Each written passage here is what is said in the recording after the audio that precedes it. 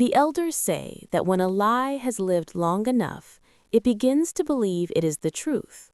And when truth finally stands before it, the lie does not scream. It negotiates. Rose became careful in ways even Evans could not read. She cooked his favorite meals, she laughed at his jokes, she let him believe the calm in her eyes was peace, not preparation.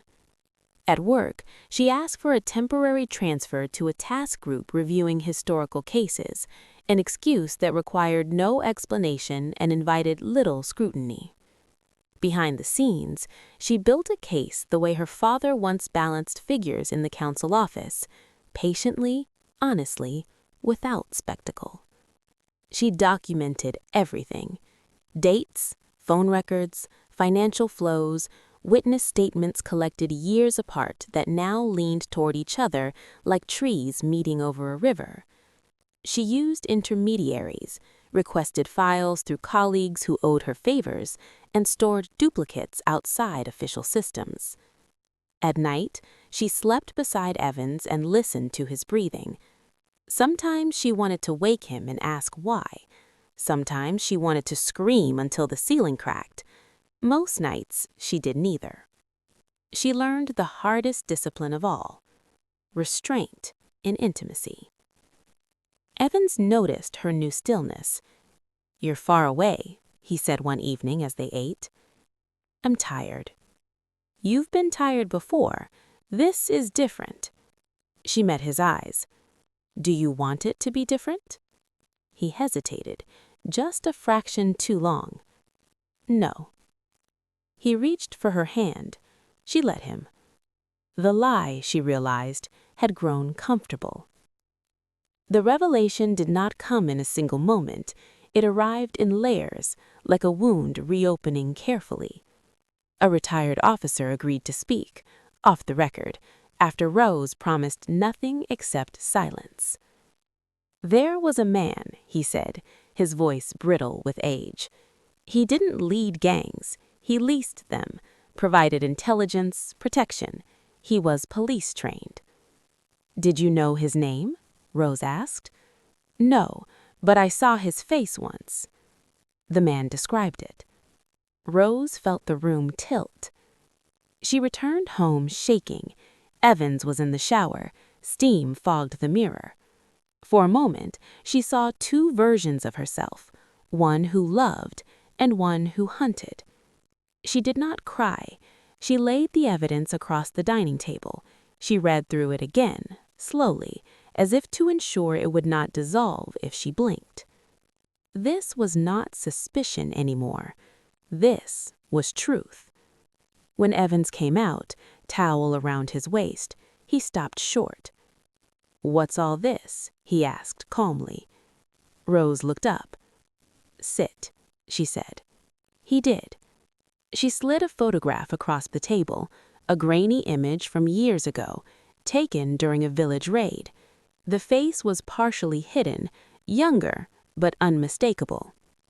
Evans studied it. For the first time since she had known him, his composure slipped, just slightly. "You've been busy," he said.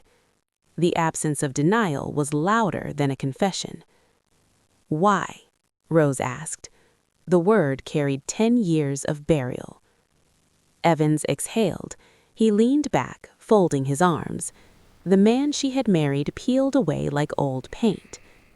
"You wouldn't understand," he said quietly. "I understand hunger. I understand fear. I understand choice." He smiled sadly. "Then you understand power, or you would if you'd tasted it." She stood. "My parents, the village, the girl you left alive." His eyes flickered. "I didn't plan that night. Things went wrong." Her hand trembled, but she did not raise it. "Things always go wrong. That's why we are judged by what we do after." Silence stretched between them, thick and final. Evans's voice softened. "I loved you." The words struck her harder than the truth. "You loved a version of me who wouldn't look too closely. That was never me. She arrested him herself, by the book, with witnesses, with documentation that could not be buried easily. As the cuffs closed around his wrists, Evans leaned close. "You think this ends me," he whispered. "Systems protect men like me."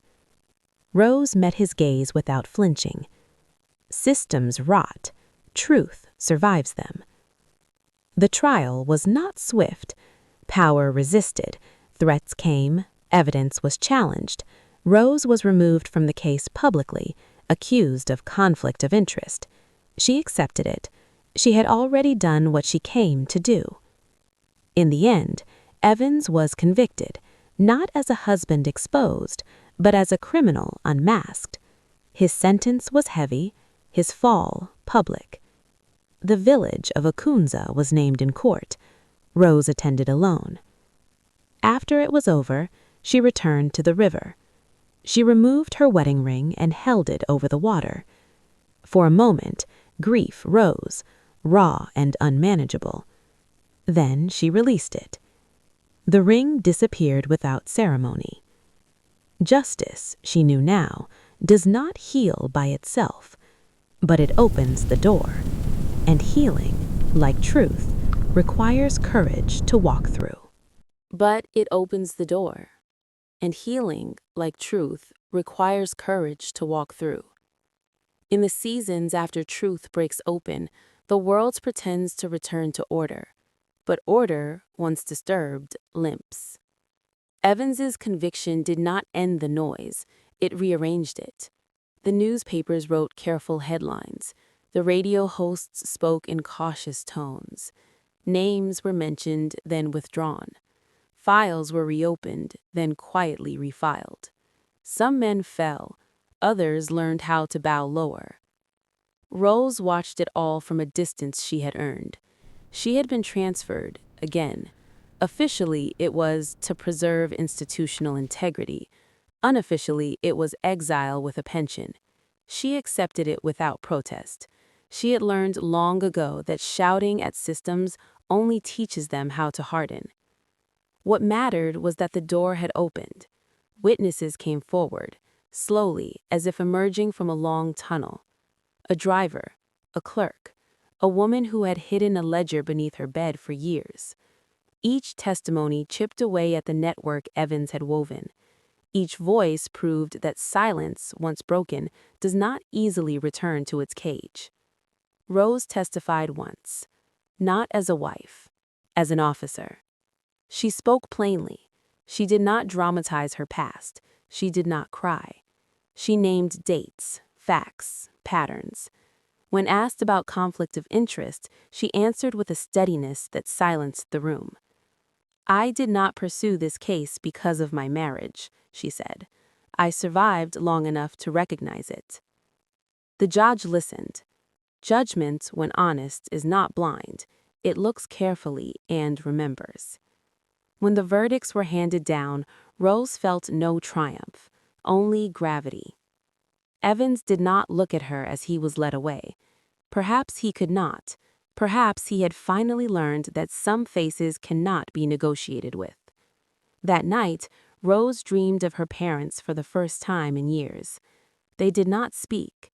They stood by the river, whole and unafraid, and nodded. Rose returned to Akunza at the end of the rainy season. The village had aged. Roofs sagged. Children played where graves had been. Life, stubborn and unembarrassed, continued. She visited the Iroko tree at dawn. "I kept my vow," she said softly, "not with blood, with truth." The wind moved through the leaves. The river carried on. Rose stayed a week helping quietly, repairing a school fence, donating books, listening to stories no one had told before. Some villagers recognized her. Some did not. She did not explain herself to either. On her last day, an old woman took her hand. "You did not become bitter," she said. "That is harder than revenge." Rose bowed her head. Back in the city, Rose declined promotions. She accepted a role training young officers, ethics, investigation, restraint. Some listened, some did not. She taught anyway. Healing did not arrive dramatically. It came in small permissions. Permission to sleep. Permission to laugh without guilt. Permission to remember without bleeding. She kept the uniform. She did not wear the ring. Years later, when asked why she stayed in a system that had once failed her, Rose answered with a proverb her mother used to say, "If you abandon the road to thieves, only thieves will walk it." Justice, she had learned, is not a destination. It is a practice, and some practices are worth a lifetime.